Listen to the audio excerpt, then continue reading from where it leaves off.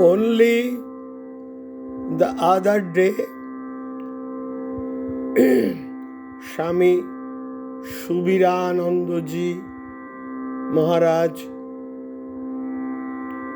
General Secretary of Belur Math, was speaking about this great appreciation about this book, Guru to the World,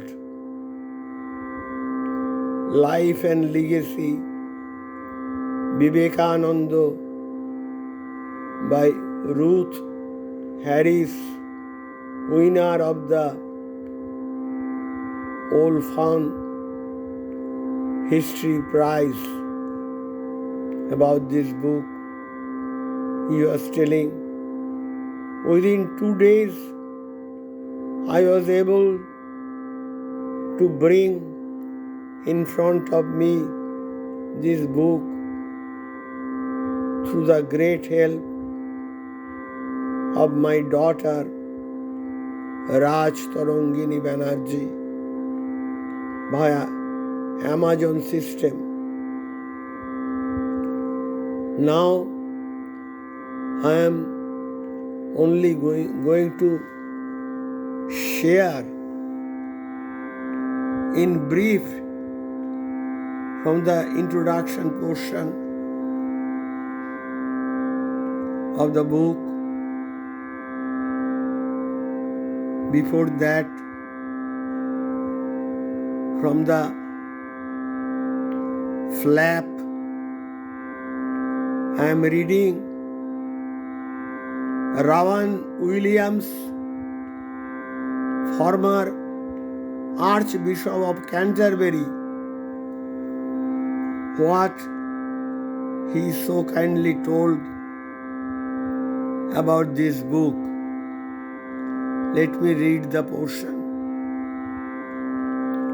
In Ruth Harris's vivid portrait of India's Vivekananda, we discover a compelling story of interconnected lives.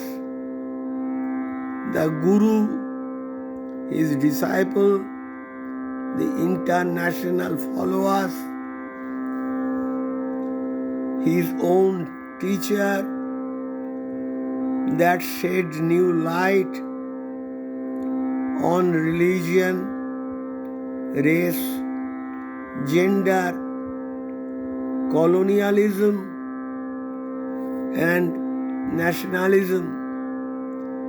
This impressive book introduces us to some important but half forgotten cultural currents in the life of India, Europe, and America at the end of the 19th century.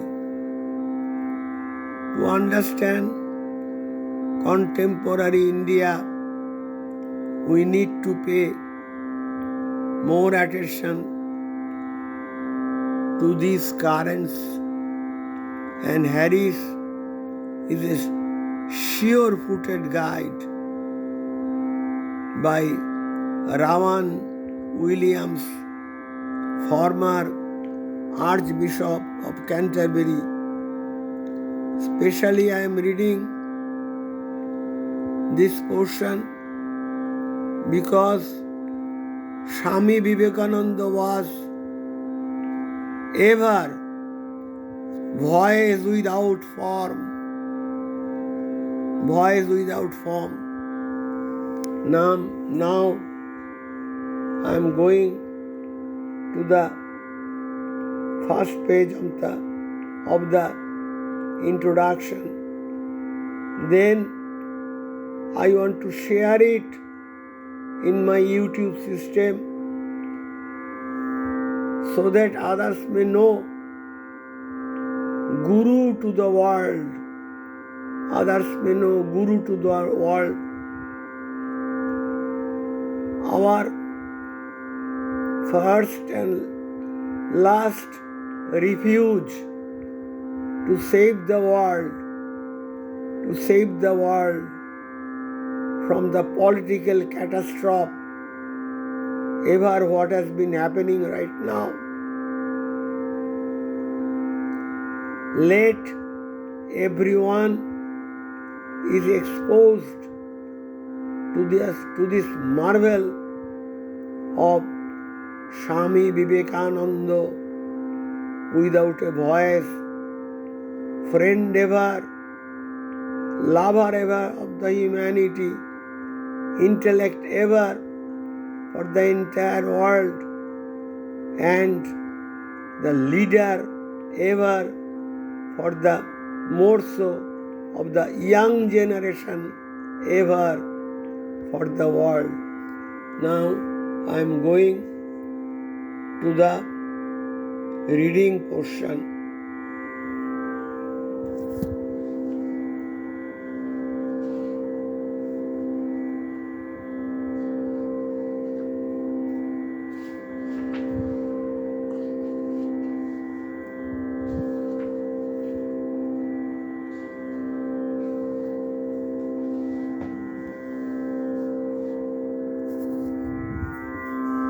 The introduction starts with the utterance from Margaret Noble on the complete works of Sister Nivedita, 1905.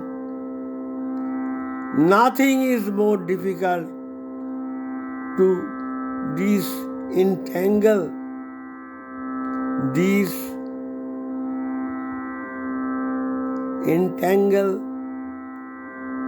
than the history of a definite religious idea. Now reading starts of the introduction. In January 1897, a young monk known as Vivekananda returned to India after almost 4 years in the West. Greeted as a conquering hero, he first stopped at Colombo, where all classes, Hindus or Buddhists, forgot their differences and gathered to welcome him at the landing stage before entering Jaffna. The crowds met him 10 miles from the town and escorted him in 20 carriages. For 2 miles, there was a grand procession with 15,000 persons taking part, all on foot except the Swami and party. As the returning hero made his way north to Madras, now Chennai, crowds stood in ovation at the train halls, and Princess celebrated his homecoming by feeding the poor.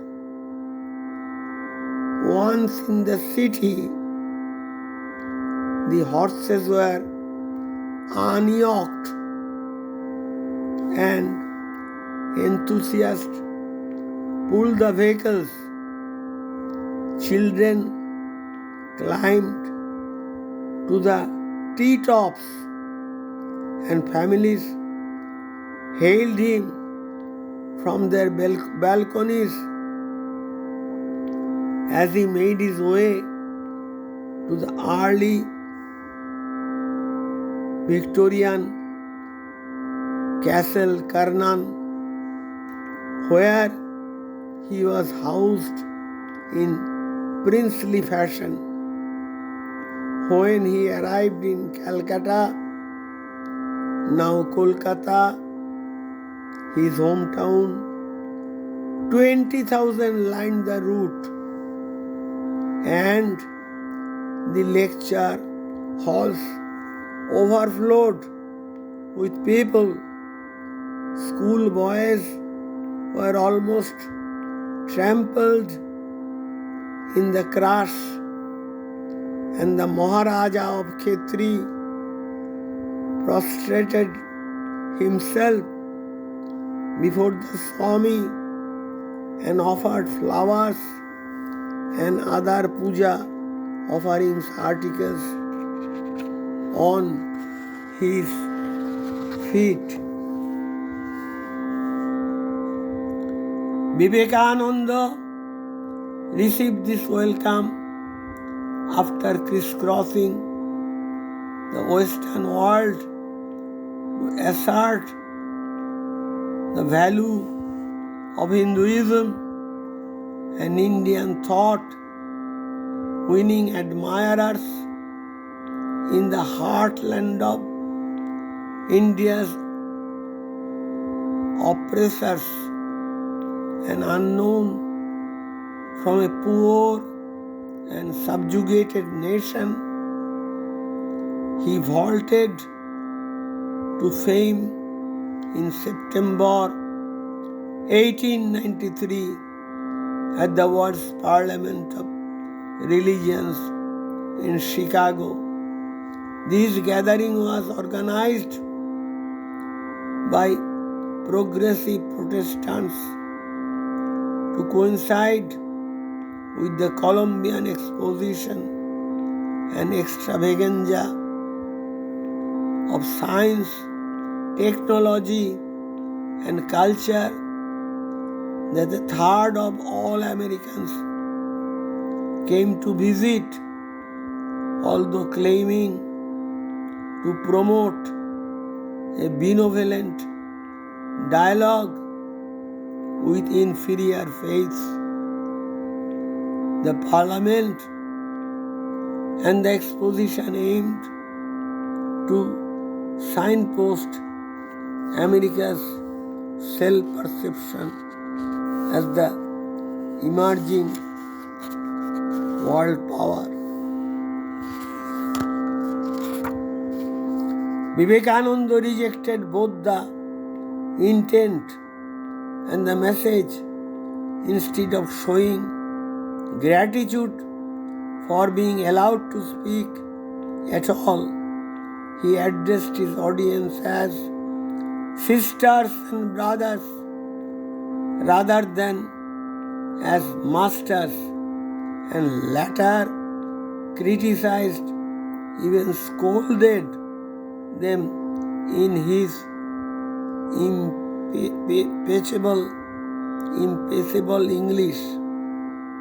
He wore a distinctive scarlet robe, an orange turban, a costume of his own devising, and carried himself with a regal air. He condemned Western missionaries and implied that Hinduism was superior to Christianity because, as he said, we believe not only universal toleration, but we accept all religions to be true. Words, bearing, and character signaled a rejection of Western hegemony. More remarkable still was the way his ideas of religious universalism and imperialism were met with wild applause by Westerners who found themselves in momentary agreement. So the introduction goes like that, and I end here.